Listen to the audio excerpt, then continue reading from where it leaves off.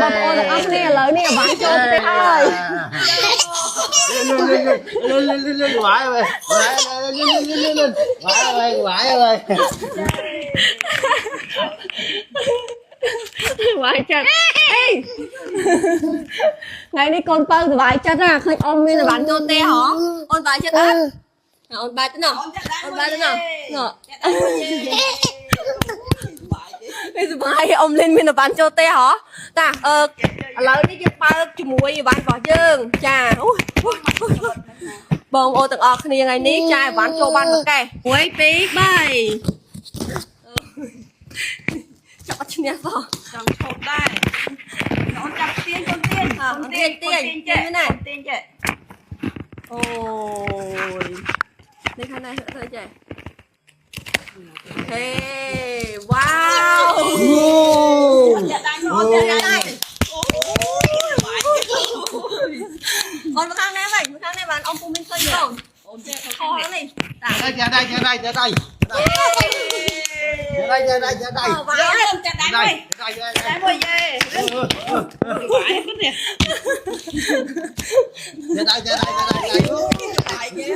bài na con kia à thủ à con kia ơi mực đồ đấy bài ô cái nhóm xin cho bắn cho te bài á đi lắc tiệt ai nữa chui luôn âm lên bọc oนี่คือชิ้นปลาบ่เยอะอ่ะมีตีปอได้គ្នាមកកាចាប់នេះ10000មកកាចាប់10000បងយក2ក៏បាន1ក៏បានដែរហើយទៅនិយាយថាសចាំបងប្អូនដែលគាត់ប្រើជាមួយជ្រោមខ្ញុំកុំភ្លេចប្រើជាមួយស្ប៉ារបស់ខ្ញុំបន្ថែមទៀតណាបងប្អូនអានេះបានបើយើងចូលបានមួយកេះនេះបងប្អូនខ្ញុំឥឡូវហ្នឹងអញ្ចឹងថាបងដែលគាត់ត្រូវការឆាតចូលពេកបានណាគឺជុំមើលហេតុណាយេអំតែដៃមើលអំតែដៃមើលតែអំតែដៃយេ